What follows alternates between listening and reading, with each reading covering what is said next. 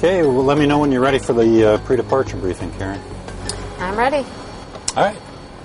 Well, you heard most of the flight attendant briefing, so they will not call us during any sterile cockpit period unless they perceive a real emergency. It's your leg, so once we take the active runway for takeoff, I'll handle the radios for ATC and also the cabin announcements. Look like the airport NOTAMs all pertain to the west side of the field, so nothing really applies to us. Same thing for the en route NOTAMs, nothing really affects our route of flight. And the only bulletin I saw was down around Las Vegas, and we'll be well north of that. So, do you have any questions or comments so far? No, that sounds good. Okay. Okay, well, traffic's pretty light on this side of the airport, and it's not too far to the departure runway. So it's going to be a relatively short taxi. But let's take our time, make sure we get everything done and done right. I haven't been to this airport for quite some time, and in fact, I don't think I've ever been on the east side of the airport here, so let's keep a close eye out on that. ATA says runway 35 for departure. So I'm anticipating from our location taxi to the west side of the ramp. That's taxiway Kilo. And we'll take a left turn, short taxi southbound, and we should come to Kilo 1. I anticipate our takeoff will be on 35 from Kilo 1.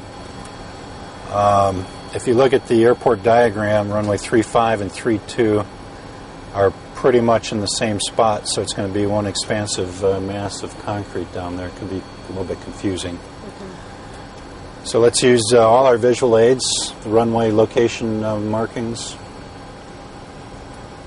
Use the runway location signs, and if you would cross-reference the heading when we're in position on runway 35 on the compass. Okay, I'll make sure that both of our compasses show 346 before we take off. And also, there are no hot spots for takeoff or taxi depicted on the airport diagram chart. Okay, great. Let's talk about rejected takeoff.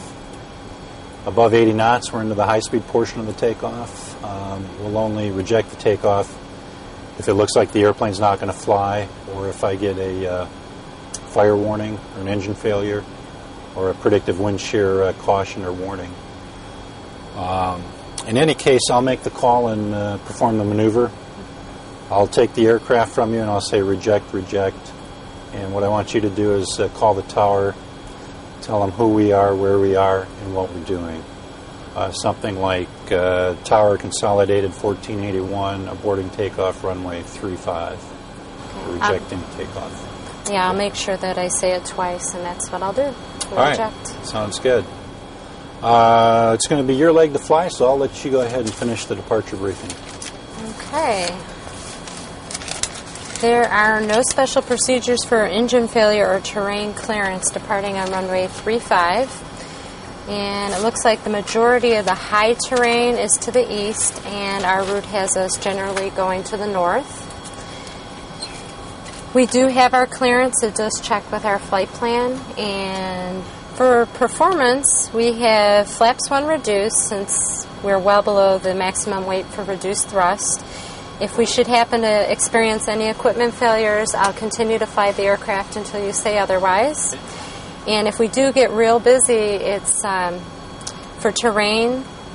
In the airport briefing page, it says to fly a heading of 330 and climb to 12,000 feet. So if we get wrapped up in anything for terrain, we should do that. The transition altitude is 18,000 feet, and we'll both be looking out for traffic watch. If I do get a TCAS resolution advisory, I'll go ahead and fly that, and then we can back that up with a call to ATC. And since there's no additional crew members jumpsuiting, I believe I've covered everything. Did I miss anything? I think you got it all. Let's do the before start checklist. Before start checklist, departure briefing. Complete.